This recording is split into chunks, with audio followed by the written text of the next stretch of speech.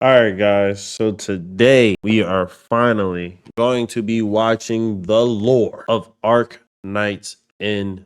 All right. So let's get into it. Welcome to Terrastorian, the channel where we Terrastorian. unravel the lore of Arknights. I Okay. am Akka, and in today's video, we will dive into the fascinating details we uncovered so far about Arknights Enfield. With the release of the closed beta, we have been introduced to a variety of new characters and intriguing lore. Oh, so those are new characters. The new characters, I don't know the difference between old and new characters. And I also don't know if people were playing this game like before. Like, did this game have a release date before or something? Like, came out partially and they're putting it out again? That's not the tower defense. Since the game is still in beta, it's important to note that some of the information we have may be subject to change. Even so, we will break down everything we know so far and share some exciting information about what might come next. So, without further ado, let's enter the world of Arknights Enfield. As the name suggests, its story takes place in the same universe as Arknights, a game that was also produced by Hypergriff. First, let's start with a crash course on the game's overarching lore. Oh yeah, we're in the right place. The story of Enfield is set on Talos-II, the second moon of a gas giant planet known as Talos. Okay. 152 years ago, some people migrated to this distant moon through the Ether Gate, a megastructure located at the north pole of both celestial bodies. This gateway created a portal that connected their homeworld, Terra, to Talos-II. However, it was destroyed during the conflict known as the First Angloid War. Oh shit. So they got some real lore going into this shit. So there's a war. I wonder where all these people come into play. In the new challenging environment, an organization called Enfield Industries plays a pivotal role in sustaining civilization on Talos-II. Enfield is an industrial and construction company dedicated to creating a new home for humanity. This organization's vision is to build and expand into the frontiers of Talos-II. In the game, the players take on the role of the administrator. So I did hear that somebody in the chat did let me know that you get to pick a girl or a boy, but a central figure in Enfield's history.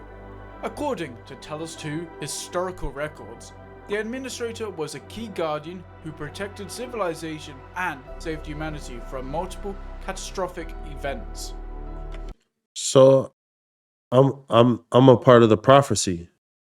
I like games where I'm a part of something. You know what I mean? Name a game when you was a part of it. Their legendary deeds have given rise to countless stories, myths, and even rumors. Throughout their journey, the administrator will meet various allies who will aid them in reaching the North Pole of Talos-II, uncovering the world's hidden truths along the way. Before we continue, we truly appreciate your support. You can help us by subscribing to our channel, leaving a comment, and sharing our videos. Your contribution means the world to us and helps our team keep going. Now, let's take a close look at Talos-II. Now we know a little bit of the story. We know who we are. We know what we gotta get into. Now what we gotta do and who the fuck are the bad guys. In Arknights, hints suggest that Talos-II may in fact be the cradle of civilization. Talos-II possesses a nitrogen-rich atmosphere, ample oxygen to support life, and sufficient greenhouse gases to maintain warmth. However, the alien sun and the massive gas giant looming in the sky serve as a constant reminder to the pioneers from Terra of countless light years separating them from their distant home. Fortunately, the world's vast mountain ranges, intersecting river systems, and rich vegetation have fostered a... The graphics look meh, but mind you, this is like my computer. resilient biosphere. Among the native flora of Talos-II, Oh, you get to build some shit? buckflower, citrome, sandleaf, acatine, and ginkgo. As for the fauna, That's pretty lit that you get to like build your little area. I didn't think that would be a part of the game. one notable species is the long-ear, a rabbit-like creature covered I would smack the shit out that long hair. in shrubs and flowers. Long ear. It is said that there are 2 known variants of the long ears. Even after the collapse of the Ether Gate, the Terrans managed to survive on Talos-II for over a century. Natural resources played a crucial role in sustaining the local population. Over generations, the stranded Terrans and their descendants established and expanded various outposts and settlements, creating footholds for civilization in this new world. Most of Talos-II's population resides in the region known as the Civilization Band. So I wonder, like, these are just like random people. How they get their powers? How are they like half breeds? I wonder if he's gonna get into all that, because or that's just what it is, or is everybody that I guess is on Earth, are they human, or they're also half breed? This area, located in the southern part of the moon, is home to various cities built by organizations that have taken root on Talos-II. Further south lies the ocean, while to the north stretches the frontier, an untamed and largely unexplored region. For the past century, multiple attempts to reach the northern polar region have ended in failure, due to the aurora of Talos-II. Unlike the natural auroras of Terra, those on Talos-II exhibit unique characteristics. The aurora in Talos-II shares structural properties with Terra's star pod, forming an invisible barrier that obstructs skyward analysis and disrupts any technology that ventures too close. Fortunately, this auroral barrier is confined to the northern polar region and a few isolated pockets across Talos-II, rather than enveloping the entire world as it did on Terra. No orbital or terrestrial deployment system has successfully penetrated the auroral barrier, nor has any low-altitude aerial vehicle survived the intense auroral blight. Additionally, an enigmatic force lurks within the auroral region, fiercely guarding the lands concealed by its celestial glow, rendering ground traversal nearly impossible. Unlike Terra, Talos-II has no countries. Instead, most of the cities within the Civilization Band are governed and controlled by organizations. Many of these organizations emerged after the First Anglo War. It's a lot of information happening, but I really just want to know where all these people are coming from. Like, I get that there's a war happening, there's 2 groups of people. I don't know if they're trying to even go back home at this point. It doesn't really sound like it, or there's a point. I don't know if the war's over, or the reason why the war is over is because they blew the shit up. And with the destruction of the Ether Gate during the war, the connection between Terra and Talos-II was severed, forcing the people of Talos-II to establish their own governing bodies. Some of the major organizations that we will see throughout the story are Enfield Industries, United Worker Syndicate of Talos-II, Talos General Chamber of Commerce, Hongshan Academy of Science, Order of the Steel Oath, and Rhodes Island. Damn. It's like 6 factions. Okay, that's actually really crazy. I'll move this right here so I can see it a little better. But yeah, that's really cool. Enfield Industries is an independent company dedicated to advancing the industrial technology and expanding the frontiers. Tell me who works in there. Talos-II. Now I need to like go look into like who works in it. Originally established by Rhodes Island and its partners as a think tank and forward prospector, Enfield played a crucial role in mapping the uncharted regions under the leadership of the Administrator. When Talos-II was cut off from Terra, the company took lead in confronting the emerging threats like the Angeloi and the Blight. With groundbreaking innovations such as the Protocol Originium teleportation, the automated industry complex, controlled Originium distribution, and the OMV Dizung, which is the only orbital vehicle on Talos-II. The UWST is the largest union of self-governing work syndicates in Talos-II, leading industrial and mining machinery production as well as raw material extraction. Originating from the Age of Terror, its crews were among the first. That's really crazy that they split off in the six, but it makes sense. Like it's like the world. Like once y'all get there as a group, it's kind of like I found this.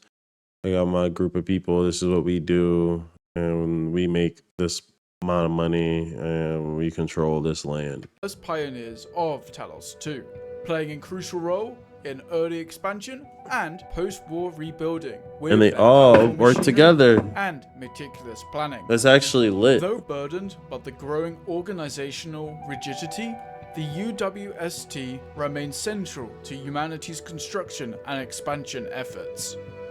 Often called the cartel, the TGCC is the most powerful corporate conglomerate on. This nigga called that shit the cartel. What? I wonder, I gotta guess who's like a part of that. Talos-II, with its influence spanning every industry, from arms manufacturing to food franchises deep in the frontier. That's crazy. During the First Anglo War, it maintained a crucial Talos terror lifeline.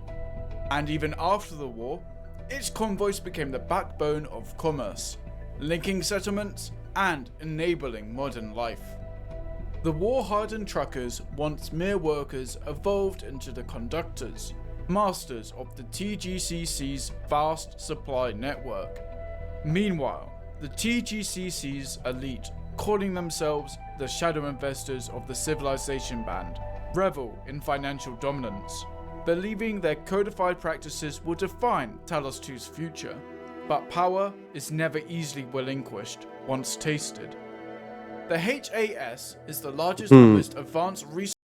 It sounded like he said, I hate AS. I hate AS. Research and development institution on Talos-II, driving scientific progress while sustaining the Civilization Band with food production and resource development. Founded by a surveillance team from Yam that chose to stay and fight during the First Anglo War. The Academy was established in the highly habitable Hunshan crater, where it built vast research complexes and hydroponic facilities. That's where I would be.